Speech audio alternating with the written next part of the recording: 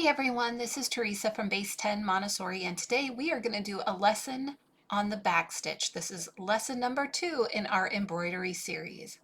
So with that being said, let's jump into the video. So now we're going to do the back stitch. I'm going to show you how to do that one. And it looks like that one is a pink, and it says right here that it is one strand. So again, we're going to get out our thread and piece out one thread. Looks like I just have one strand of this lighter pink. Again, just like before, we have to be real careful. Find our one little thread here. There's one. It's pieced out. And you just have to go really slowly, let it unwind. Otherwise, you're going to get knots in it. And this is something, if you're working on this idea in the classroom, it's good to help them separate their strands. Teaching them how to do this, if they're in the primary age group, it's a bit much. If it's elementary, they might start getting the skill. For primary, I still separate it out for them because these knots, they happen really easily, even just for me. So you have to go really slow and be really careful and have a good feel for this before you start inviting the students to try this. It's easy to get knots when you're unraveling. And sometimes you'll notice with different threads, sometimes they get bound together very haphazardly, and sometimes there are knots in the thread that come from the manufacturer, and that can be really frustrating to deal with.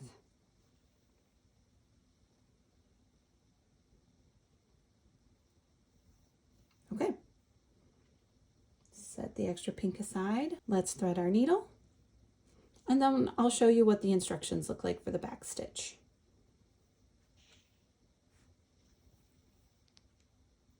Again, we're not matching the ends of the threads together like with normal sewing. We're going to leave it free, but feel free to put a knot in if it's helping you. And let's take a look at those instructions. Let me see if I can get a good angle that doesn't have a glare on it. So for the back stitch, we're going to start towards the end of it. We're going to come up with one, down with two, and then we're going to go backwards. So we're going to go this way. So we're going to come up and go down with two, three goes under, four goes back.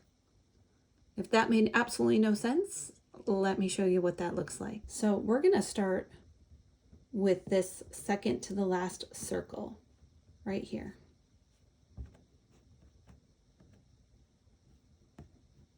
See that? We're not starting at the very end. Let me show you the back as we go along. You can tie a knot. I'm just going to hold it in place.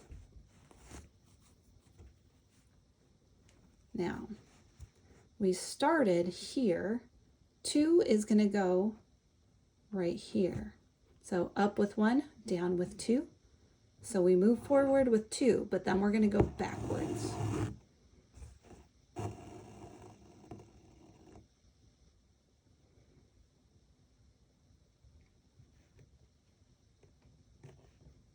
So now three, do you see? We went one, two, and then back with three.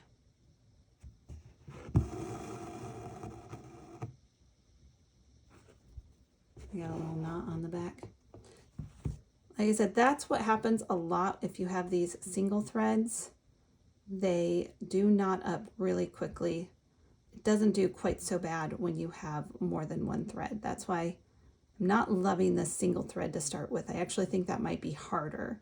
So if you wanted to start with two strands, honestly, I don't think it'll get tangled as much if you wanted to do two strands. If you're at home and you're making this up on your own and you're not using the kit, I would say use more than one strand if you want to. This is going to take me a second to get the knot out. Okay, so we are up with three. Now we're going to go down with four right here.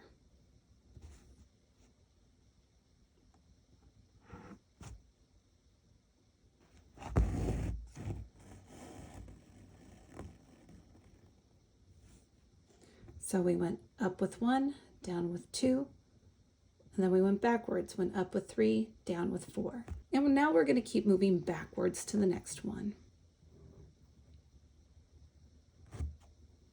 Right here. Try to make it so that the shadows don't bother you.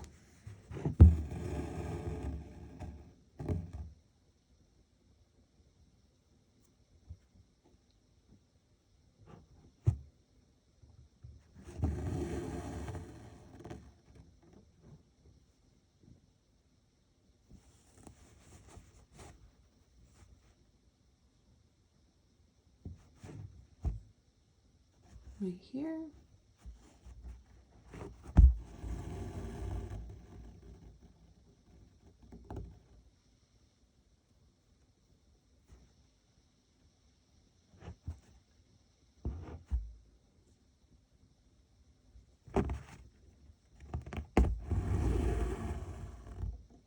So just to show you, this is why I don't like working with the single thread of strands, and I feel like that isn't a great idea for a starter kit, is because it gets tangled really easy.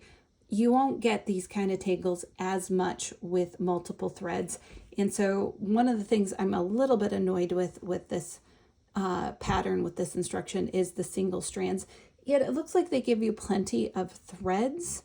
So I'm not sure why they're having you work with just one strand if there's plenty enough to work with two. Maybe they think it's easier with one strand. I actually think it's more difficult because it gets twisted easier. It's more delicate. It's more fragile when it's one strand. So I'm actually erring on the side of maybe, if you can, doing 2 strands at once. And honestly, this tangle is so bad I can't get it out without breaking the thread.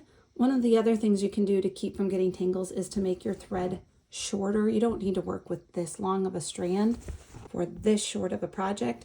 So shortening up the strand will help. But honestly, this is so knotted right here. I'm just going to work with it the way it is, and the tangle's just going to stay. And that's reality sometimes. So doing multiple strands and working with a little bit of a shorter strand should help to keep you from getting knots. But I'm just going to keep working along and ignore that knot and just let it be, because I have more than enough thread to finish my project, so I'm not too worried. So let's just keep going.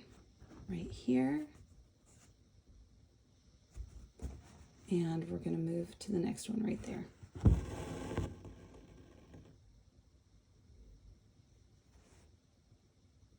Right there.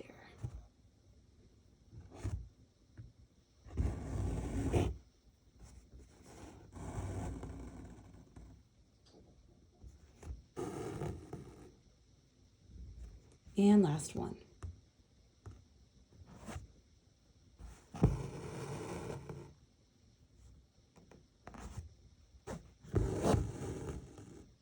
So let's turn it over and look at the back. You can see I have my nice messy knot right there that I couldn't get out, and we're just going to leave that. We've got more than enough thread to just not spend our time working on that. And as you can see, the difference between just the outline stitch and the back stitch, that's what it looks like on the back. That's the difference that it makes. And then I like to finish this off with just weaving it in a couple times and then cutting. I don't really find it's necessary to make a knot usually, but sometimes it does come in handy. I just weave it in and then I cut it. So that's all I have for you today. If you like what I'm doing here, don't forget to give this video a thumbs up, like, share, comment, subscribe to the channel, and I will see you in the next video.